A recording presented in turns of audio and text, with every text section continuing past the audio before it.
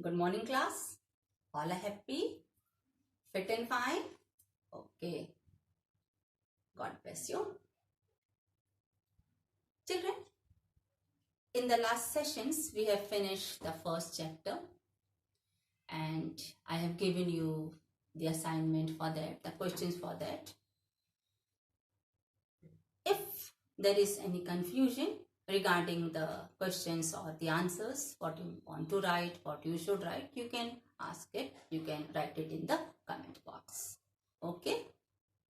Fine.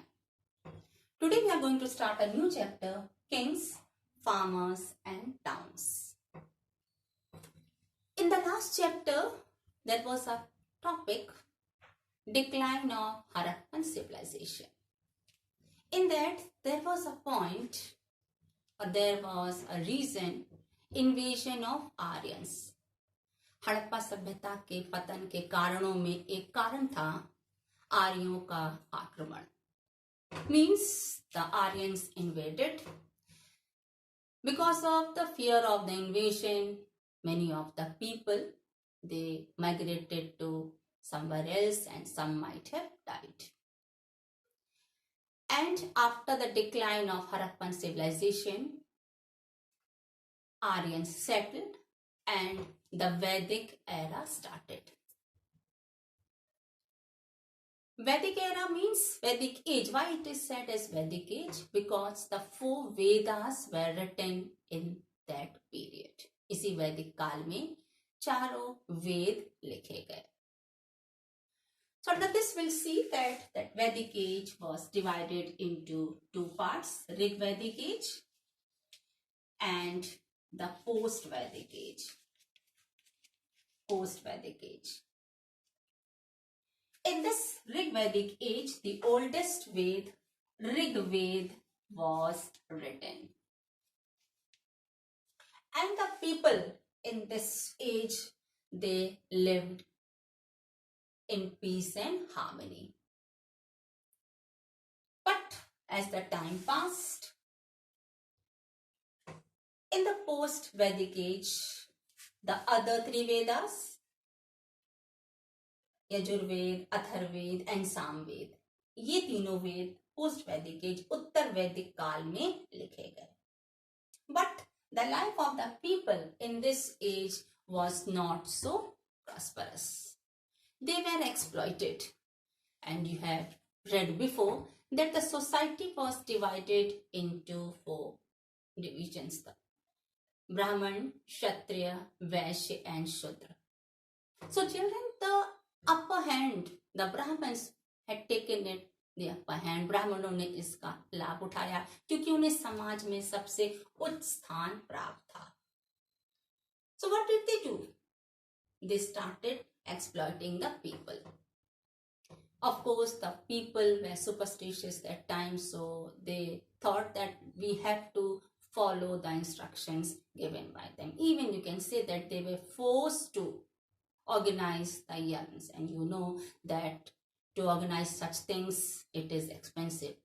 It must be that the people at that time, they were not able to afford such expenses. So they wanted to get rid of such religious affairs. समाज में ब्राह्मणों का बोलबाला था. उन्होंने समाज में रह रहे लोगों में जो अंधविश्वास व्याप्त था, उससे लाभ उठाना आरंभ कर दिया. उन्होंने यज्ञों, अनुष्ठानों को आयोजित करने पर विशेष बल दिया, जो हर व्यक्ति के सामर्थ्य की बात नहीं थी. इससे लोगों के मन में धर्म के प्रति जो आस्था थी वह कम होने लगी. ये सारी बातें, अनुष्ठान, यज्ञ उन्हें एक पाखंड सा लगने लगा. So they wanted to get rid of such religious affairs, religious rituals. At that same time, Buddhism and Jainism prevailed in 6th century. 6th century BC, Buddhism and Jainism prevailed, where the people were welcomed. The laws were not so that they were forced to follow. Rules were not rigid. So the people found more comfortable to follow the rules according to Buddhism or Jainism. So it can be said that it was the era of change. The next thing is, there were sources which we have read in the previous topic. Sources only told us about the civilizations. What were the sources? Inscriptions, coins, artifacts, remains of the buildings, so on. So children, at that time you have read that whatever was written on, even on the seals, were not deciphered. Even inscriptions, if they would have been found bilingual, अगर जो inscriptions थे, जो अभिलेख थे, अगर वो द्विभाषीय होते तो शायद हड़प्पा सभ्यता की बोली का, उनकी भाषा का कुछ ज्ञान हमें हो जाता. Time passed on, but as you have already heard that still till now the excavation is going on. They are in search of new issues. So under this we'll see the topic, first topic of this. The first topic we'll see, that is Prinsep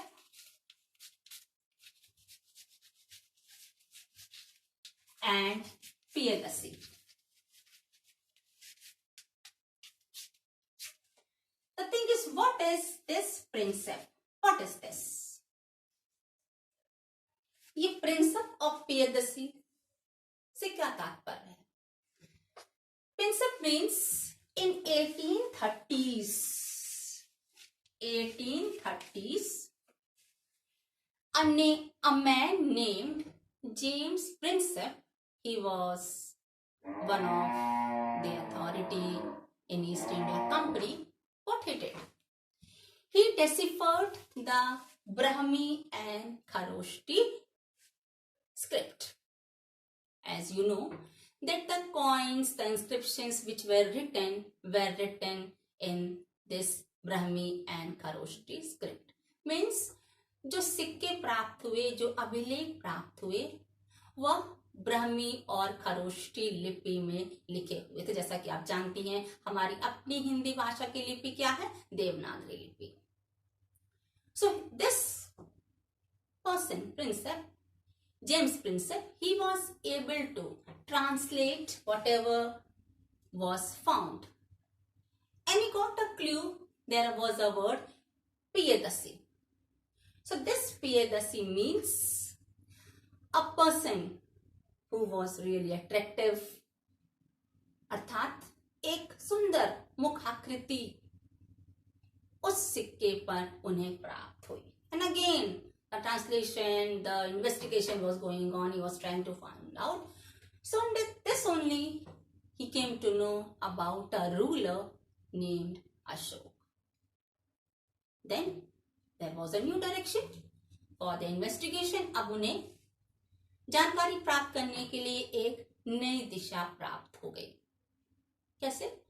उन्होंने देखा कि राजा था, यानी कि शासन राजाओं के द्वारा होता था, और जैसा कि आप जानती हैं, अशोक को प्रियदर्शी अशोक के नाम से भी हम जानते हैं.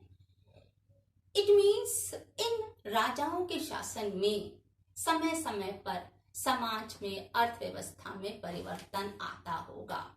Of course, there was a change. They started investigating and they analyzed that the development was changing now and then. There was a change in the system. It was related to political as well as economic and social reforms. Under this topic, we'll see the next, earlier states. अगला topic हमारा है earlier states.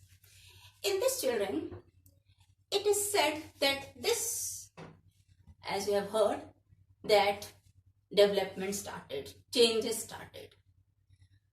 So since it was the era of development, states, cities, coins, use of iron, everything was going on developing. विकास से इस change को, परिवर्तन को जोड़ दिया गया। उसमें सबसे बड़ी बात थी डाइवर्जन ऑफ थॉट्स। लोगों की मानसिकता में परिवर्तन आया और उसी परिवर्तन से ही लोगों ने हिंदू धर्म के पाखंडों से स्वयं को दूर करके बौद्ध धर्म और जैन धर्म का पालन करना आरंभ कर दिया। They started following Buddhism or Jainism. And at the same time, 16 Mahajanpads emerged. 16 Mahajanpads emerged. For example, Vajji, Koshal, Magad, Kuru, Panchal, so on.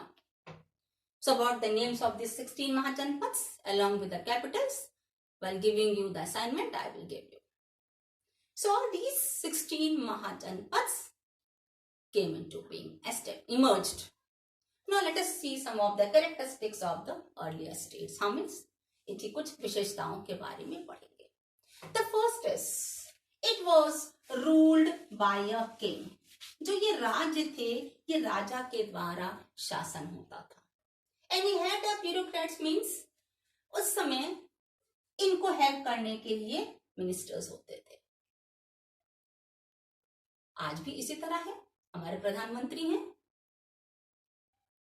उनके अंडर में पूरी कैबिनेट है जो सभी मिलकर इस देश के प्रशासनिक कार्यों में अपनी भूमिका निभाते हैं. Same at that time also they had. Then comes second, धर्म सूत्र. The second point is धर्म सूत्र. इसकी दूसरी विशेषता धर्म सूत्र. Children, now whatever rules are followed at any of the levels, all are according to the constitution. सभी कुछ आज संविधान के अनुसार ही कार्यान्वित किया जाता है. उस समय भी ये धर्म सूत्र जो ब्राह्मणों के हाथ में था, ब्राह्मणों ने एक अपना नियम बनाने के लिए इस धर्म सूत्र को लिखा था. And they used to decide who will rule and how will the administration done. Who will rule means कौन शासन करेगा. जैसा कि आप जानती हैं, समाज 4 भागों में विभाजित था. ब्राह्मण, क्षत्रिय, वैश्य और शूद्र. ब्राह्मण जो कि रिलीजियस अफेयर्स, धार्मिक कृत्यों का प्रतिपादन करते थे. क्षत्रिय युद्ध पर जाते थे और जो युद्ध पर जाएगा, जो योद्धा होगा, वही राज चला सकता था उस काल में. वैश्य व्यवसाय संबंधित थे और शूद्र नीच जाति के माने जाते थे. वो चौथे स्तर पर थे और वे गुलामों सा जीवन व्यतीत करते थे. So it was said that only the Aryans can be the king. And how the administration will be done? Everything was written under this. That was done. They used to guide even the king, क्योंकि उनको समाज में उच्च स्थान प्राप्त था. अगला point है मेंटेनेंस ऑफ इकोनॉमी. अर्थव्यवस्था कैसे मेंटेन की जाती थी. ऑफ कोर्स उसके लिए धन चाहिए. And that money was collected in the form of tax, क्योंकि उस समय खेती की जाती थी, व्यापार विकसित था.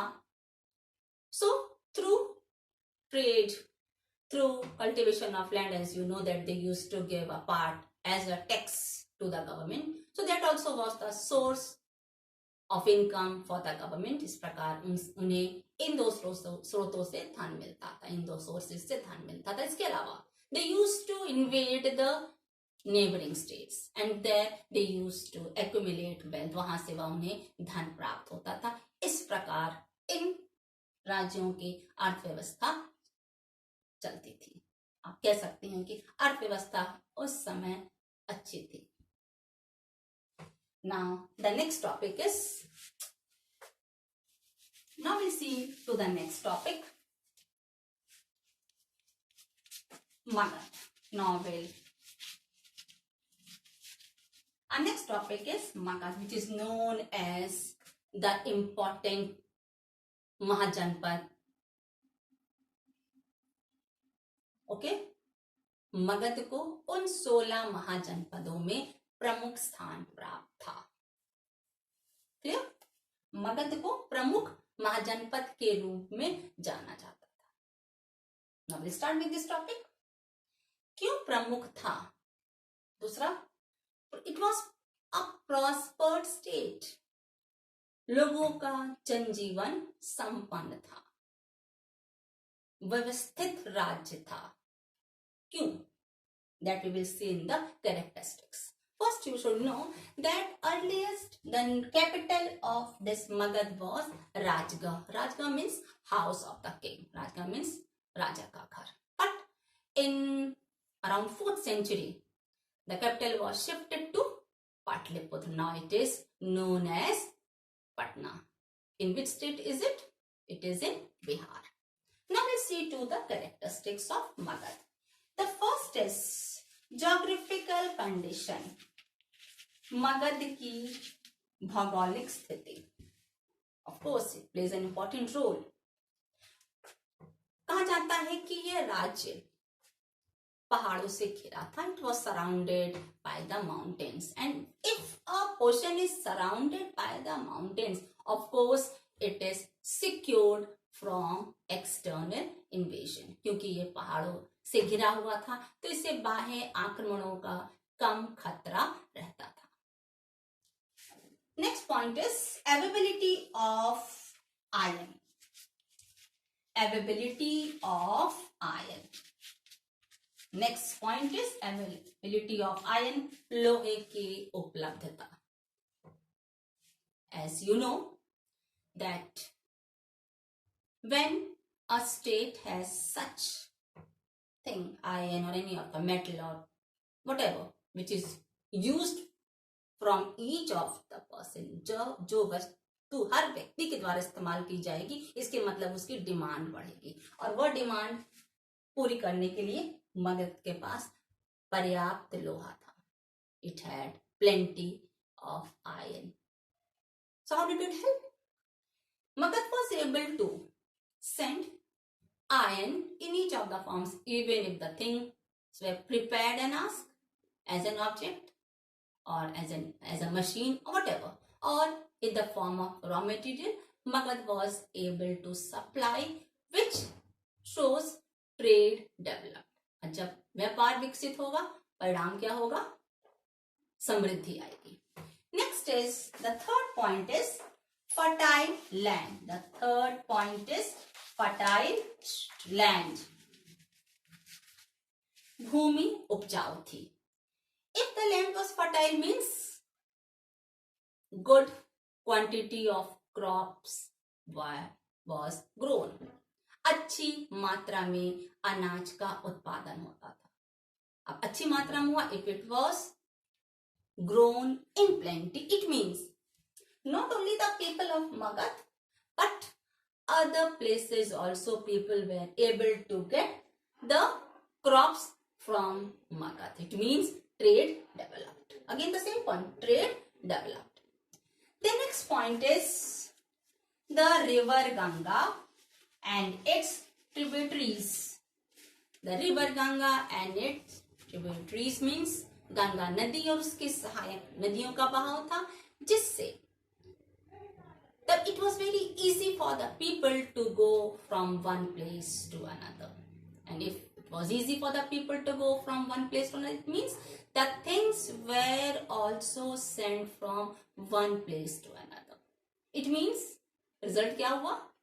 मगध का संबंध अन्य राज्यों से विकसित हुआ. अर्थात मगध के संबंध अन्य राज्यों के साथ भी अच्छे थे. And if it was having good relation with other states, it shows what? क्या दिखाता है? That there were other states who were supporting Magad in other ways. Communication also became easy. Then comes the next point. Elephants were found in Magad. Forest area था, जंगल थे, इसलिए वहां पर हाथी उपलब्ध थे. जैसा कि आपने पढ़ा है, पहले हाथी और घोड़े युद्ध में इस्तेमाल किए जाते थे. The horses and the elephants way used in the battlefield. So that also was a plus point for the rulers, that these animals were available in plenty. हाथी अधिक से अधिक मात्रा में वहां उपलब्ध थे. Now when we see all these 3 points, we come to the main point. Who was regulating all this? आखिर ये कैसे रेगुलेट होता था? सब कुछ जहां रहे वहां रहे तो काम नहीं हो सकता. Cannot. It means the king in that period, they were brave, they were intelligent, and who were they? We can take the name of Bimbisar, Ajatashatru, so on.